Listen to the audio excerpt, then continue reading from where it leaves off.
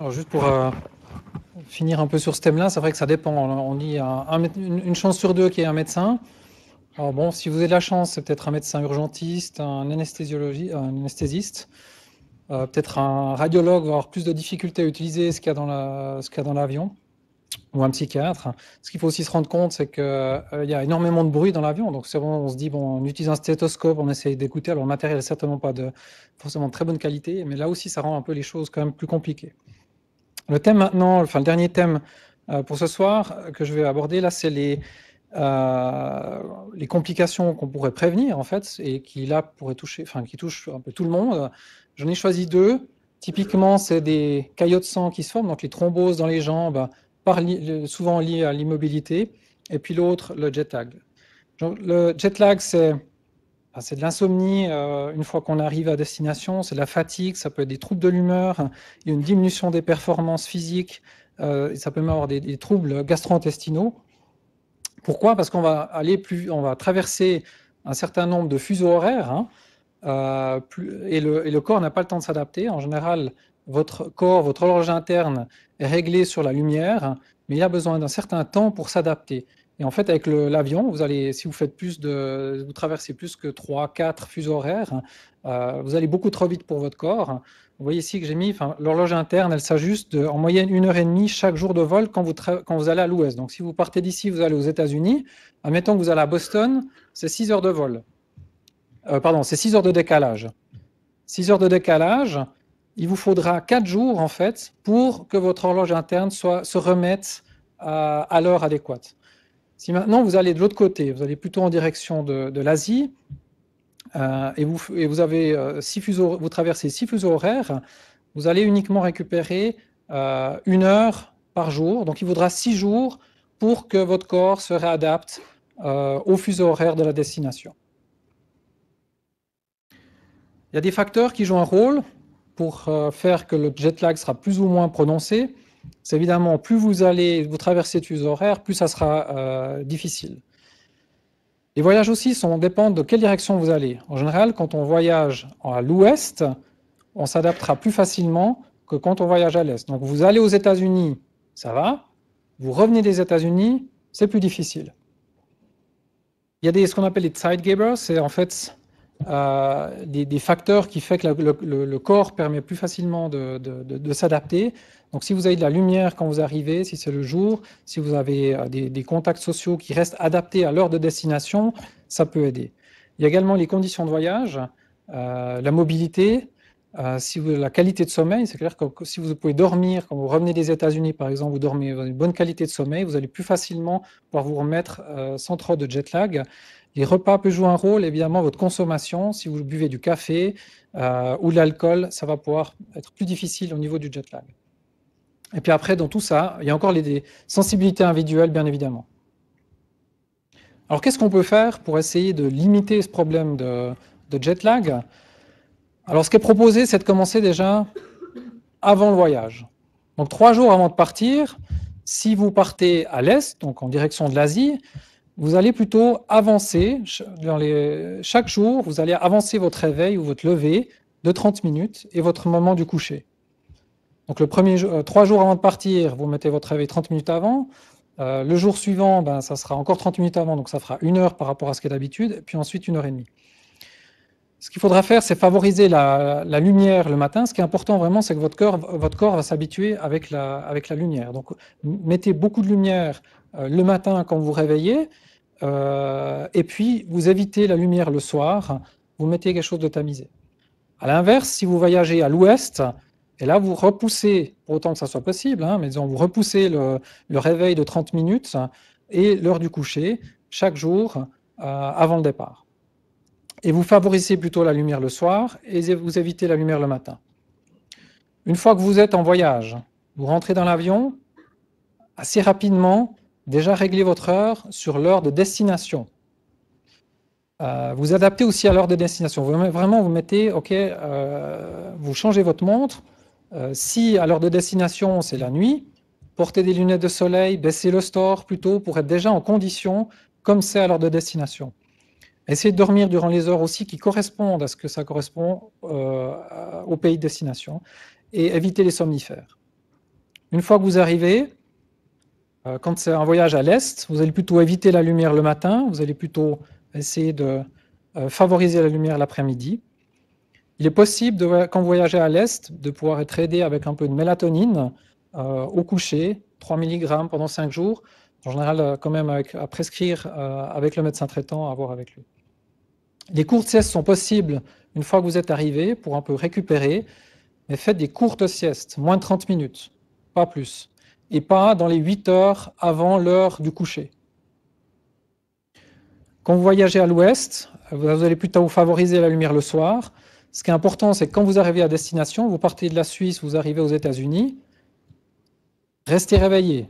Vous restez réveillé jusqu'à l'heure du coucher, 22 heures. Tenez, n'allez pas au lit à l'heure suisse, mais à l'heure des États-Unis, par exemple. Donc vraiment de tenir jusqu'à peut-être 22 heures.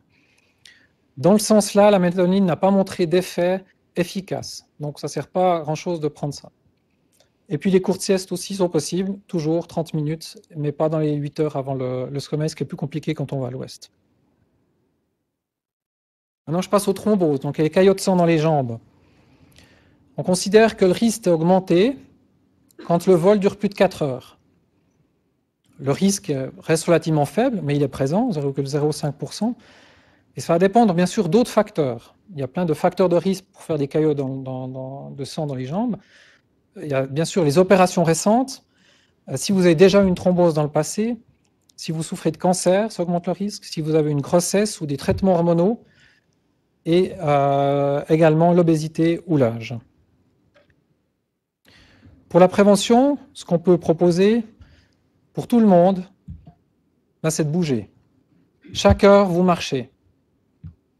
Vous faites des exercices de stretching, même quand vous êtes assis, vous allez bouger les chevilles, vous allez bouger les genoux. Tout ça pour faire en fait fonctionner les muscles qui vont agir en termes de pompe et faire remonter le sang des veines au niveau du cœur. Il faut bien boire, ça avait déjà été mentionné, buvez de l'eau, buvez de l'eau. Et puis évitez les sédatifs et l'alcool. Avec ça, vous allez aussi moins bouger. Maintenant, si vous avez des facteurs de risque, ou bien peut-être même les jambes qui gonflent, peut-être, utilisez des bas de contention, parlez-en à votre médecin. S'il suffit d'avoir des bas de contention qui vont jusqu'en dessous des genoux, il n'y a pas besoin d'aller plus haut, donc ça reste relativement agréable à supporter. Et puis par contre, il faut une certaine pression, donc c'est les classes 2. Donc en général, c'est avec ordonnance. Maintenant, si vous cumulez les risques les facteurs de risque, vous avez déjà fait des thromboses, discutez avec votre médecin si peut-être là, ce serait important de prendre une prophylaxie pharmacologique. Donc, en général, c'est de l'héparine. Vous faites une injection avant le vol, 2 heures avant le vol. Vous faites une injection sous-cutanée d'héparine qui peut réduire le risque de thrombose. C'est quelque chose qui est conseillé quand il y a un risque élevé. Ce n'est pas quelque chose qui a pu être étudié formellement. Vu le nombre de patients, c'est relativement difficile à faire des études là-dessus. Voilà pour les thèmes. Je vais passer rapidement en revue ce qu'on a discuté. Donc dans un vol, la pression diminue, tous les gaz du corps à l'intérieur vont s'étendre. Typiquement, vous allez avoir des douleurs au niveau des oreilles ou des sinus. L'oxygène dans le sang diminue, donc potentiellement comme complication des risques au niveau du cœur ou de la respiration. Et vous êtes immobile avec un risque de thrombose. N'oubliez pas que prendre l'avion, c'est comme être à 2500 mètres d'altitude. Si d'être à 2500 d'altitude en montagne, c'est déjà difficile pour vous, je crois que vous êtes relativement fixé et que ça va être difficile au niveau de l'avion. Consultez votre médecin. Les urgences médicales, finalement, ce n'est pas si rare dans un avion. Par contre, les outils à disposition, ce n'est pas un hôpital.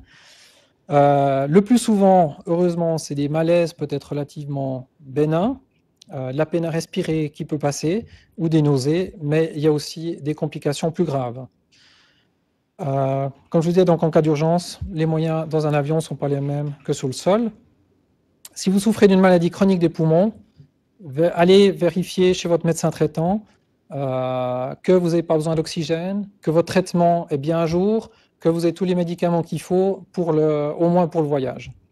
Si vous souffrez d'une maladie cardiaque, également, vérifiez chez votre médecin traitant que tout soit en ordre pour un voyage suivant votre destination. Si vous avez une hospitalisation récente, également là, ça nécessite d'être prudent. et de vérifier qu'il ne faut pas reporter peut-être votre voyage. En cas de grossesse, c'était dit à partir de la semaine 28, vous avez besoin d'un certificat médical et en général, c'est toléré jusqu'à 36 semaines pour aller en avion. Pour les grossesses simples, les grossesses multiples, ça sera jusqu'à 32 semaines. Pour éviter les thromboses, hydratez-vous, bougez, bougez, bougez.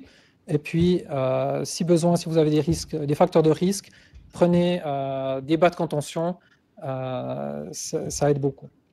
Et puis pour le jet lag, pensez déjà à l'avance, mettez-vous déjà en condition de l'heure de destination où vous allez.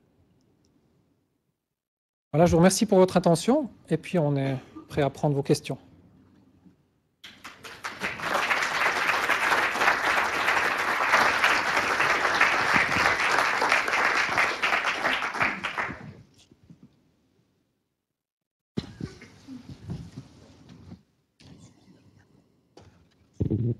Merci beaucoup pour cette expérience ce soir.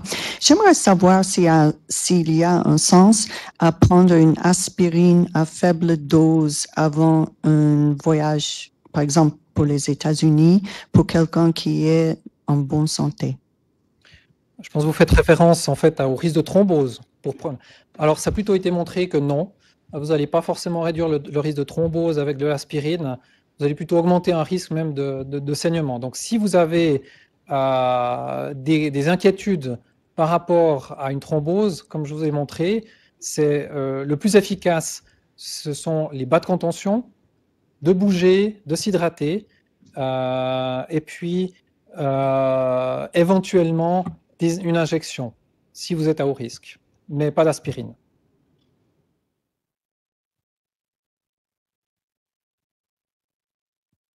D'autres questions?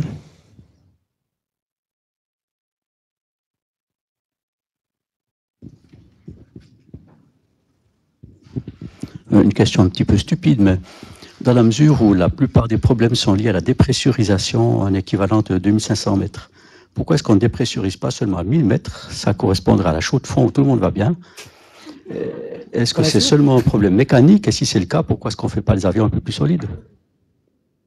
Alors effectivement, alors là peut-être, alors à ma connaissance, effectivement, le problème de pressurisation, si vous descendez plus, alors je crois que c'est ce qui est fait dans les Dreamliner maintenant. Je crois qu'ils font en fait, c'est plutôt des altitudes de 1500 mètres, donc un peu plus agréable au niveau du vol. Je pense qu'il y a effectivement des limitations techniques et probablement de coûts, mais je pense par rapport à ça, je vais peut-être laisser le docteur Bron répondre. C'est tous une question de compromis à la fin. Ça veut dire, si on descend la pression et puis on va plus haut, alors on a une différence qui est plus grande. Ça veut dire les pompes doivent marcher encore un plus. Et puis ça veut dire on a plus d'énergie, besoin. C'est tous une question de compromis. Et puis maintenant avec les passagers qui sont plus âgés, ça veut dire on a aussi constaté qu'il y a des problèmes. Ça veut dire on descend un petit peu, ça veut dire la technique a été adaptée. Mais ce n'était pas toujours facile. C'est tous une question d'énergie, les pompes, sondage, et puis aussi, ouais. Et puis la stabilité, s'il y a plus la différence, ça veut dire la construction doit être plus stable. Je pense que j'ai pu donner une petite réponse. Merci. J'ai une question par rapport aux villes qu'on visite, qui sont en hauteur, comme vous avez dit, Bogota, qu'on est à 2600 mètres. Comment mieux vivre justement les roches?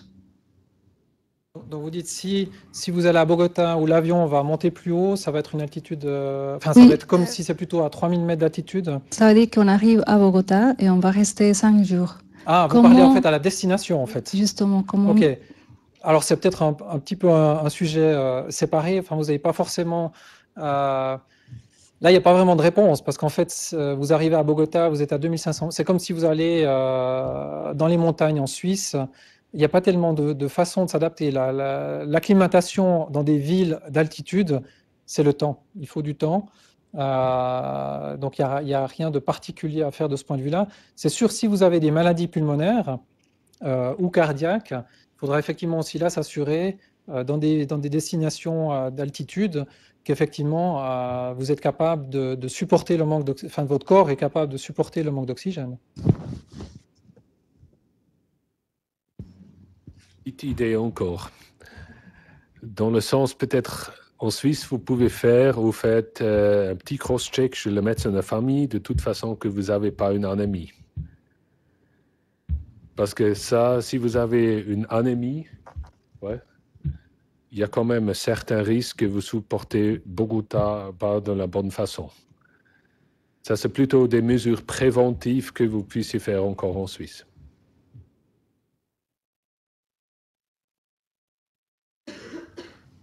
D'autres questions peut-être encore?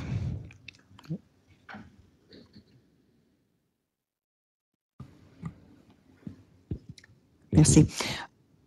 Dans une cabine, tous les microbes qui circulent, est-ce qu'ils sont filtrés quelque part ou est-ce que non, ça continue à circuler tout les heures?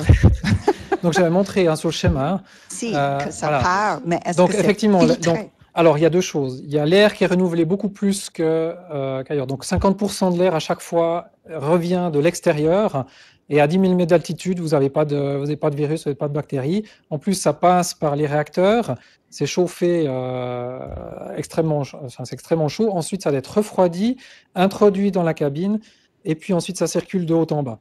Donc ça, c'est une chose au niveau technique. Donc en fait, il y a voilà, au moins 50% de l'air que vous avez en général vient de l'extérieur. Ça réduit un peu les choses. Maintenant, le risque zéro n'existe pas. Le risque, il est plutôt, voilà, les voisins proches, il y a toujours un risque de contamination.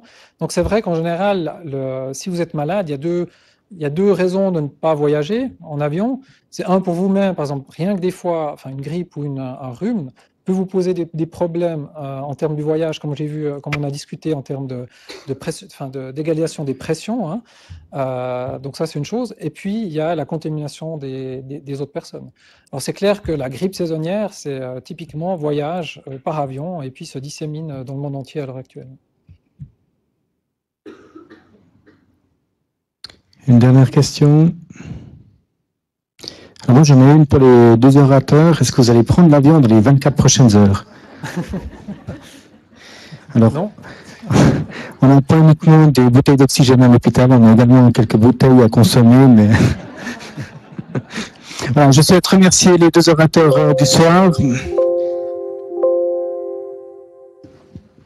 Dorénavant, nous saurons que faire avant de prendre un avion. Merci infiniment.